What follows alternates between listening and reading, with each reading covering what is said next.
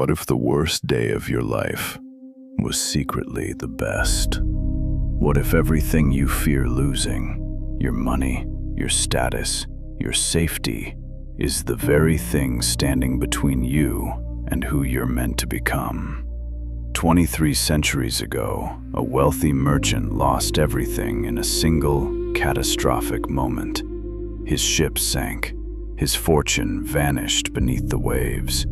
He washed up in a foreign city with nothing, and it was the greatest thing that ever happened to him. This is the story of Zeno of Citium, the man who turned a shipwreck into a philosophy that would guide emperors, soldiers, and dreamers for thousands of years.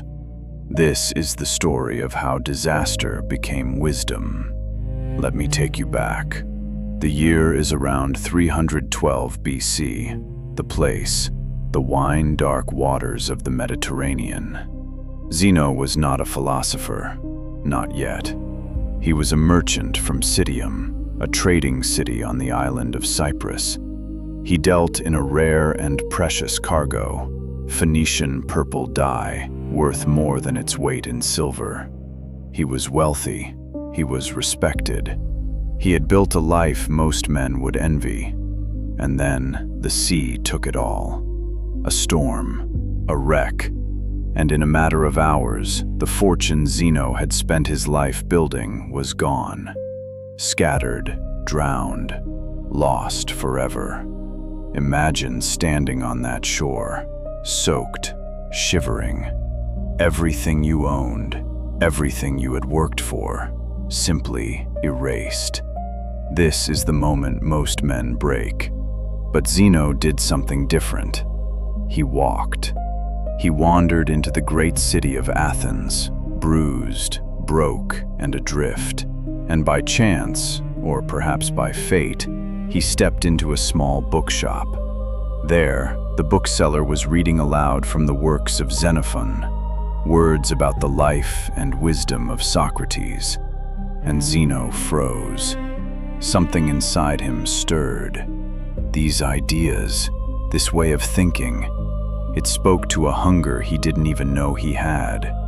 He turned to the bookseller and asked a single question, a question that would change the course of his life. Where can I find a man like this? At that exact moment, a philosopher named Crates happened to be walking past the shop. The bookseller simply pointed and said, "Follow that man." And Zeno did. He left behind the wreckage of his old life, the merchant, the fortune, the identity, and he followed wisdom into the unknown. He studied, he questioned, he absorbed everything the great thinkers of Athens had to offer. And after years of learning, he began to teach a philosophy entirely his own. He gathered his students not in a grand academy, but at a public porch in the heart of Athens, a covered walkway decorated with magnificent paintings. The Greeks called it the Stoa Poikile, the painted porch. And from that simple porch came a name that would echo through history: Stoicism. So what did Zeno actually teach? What was so powerful that it survived the fall of empires? Let me give you the heart of it. The first principle is this: live in accordance with nature and reason. Zeno believed the universe is governed by a rational order, the logos. And as human beings, we carry a spark of that reason within us. To live well is to live in harmony with it, not to chase every desire, not to be dragged around by impulse, but to act with clarity, with purpose, with reason as your guide. You are not a leaf in the wind. You have a mind. Use it. The second principle, and perhaps the most life-changing, is the dichotomy of control. Zeno taught that some things are within your power, and some things are not. Your possessions, not fully in your control. Your reputation, not in your control. The weather, the economy, what others think of you, even your own body, not entirely yours to command. But your judgments, your choices, your character, your response to what happens, that is yours, completely. Think about how much of your suffering comes from trying to control the uncontrollable. The traffic, the opinions, the outcomes. Zeno's wisdom is brutally simple. Stop pouring your energy into what you cannot change and master the one thing you can, yourself. The third principle is this: virtue is the only true good. Not wealth, not fame, not pleasure. Zeno had once measured his life in gold and purple dye, and the sea had shown him exactly how fragile that was. So he taught that the only thing truly worth having is your own excellence of character, your courage, your wisdom, your justice, your self-discipline. Because everything else can be taken from you in an instant, but your character, no storm can sink that. And the fourth principle is the reward for all the rest: inner peace. The Stoics called it Apatheia, not coldness, not emptiness, but freedom from being enslaved by your emotions. Not feeling nothing, but no longer being controlled by fear, anger, and craving.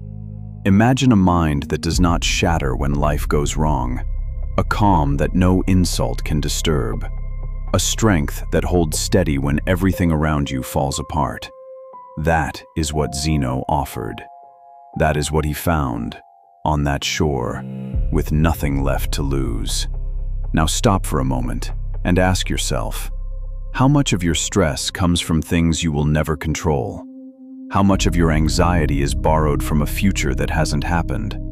How often do you let someone else's words decide your worth?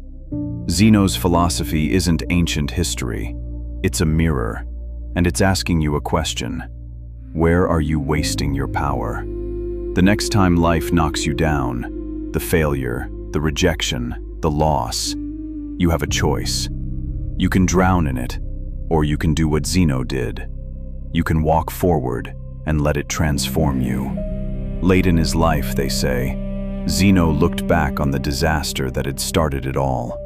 The shipwreck, the ruin, the loss of everything. And he said these words: "I made a prosperous voyage when I was shipwrecked."